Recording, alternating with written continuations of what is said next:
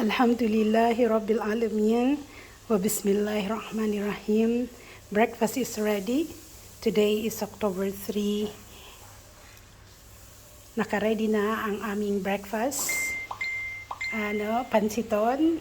May natira pang agorengan last night. Tapos sinangag, cucumber, at saka scrambled egg with tomato. And kung sa papa ko ay black coffee, kay Bing naman ay white coffee. Ayaw ko ng black coffee kasi medyo mapait yun sa panlasa ko. Pero itong white coffee ko, hindi ko na yan dinagdagan ng sugar. O tara, kain na tayo. Bismillahirrahmanirrahim. Ngayong araw nga pala ay 18th birthday na ng anak ko. 18 years old na ang aming bunso.